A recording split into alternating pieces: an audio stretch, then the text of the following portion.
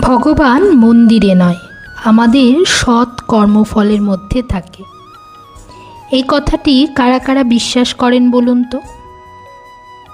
নমস্কার, আমি নেহা। আমার আরও একটি ব্লগে আপনাদের স্বাগত জানাই। আমাদের সকালের শুরুটা হয় ভগবানের নাম নিয়ে।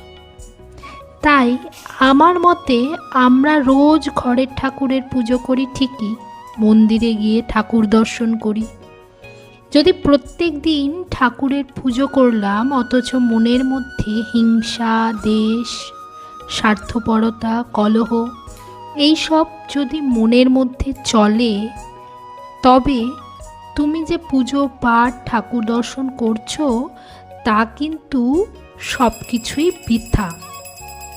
তুমি যে কিন্তু প্রকৃত ভগবানের সেবা বা দর্শন করছো না, কতকগুলি মাটির পুতুল বা পাথরের দর্শন করছো।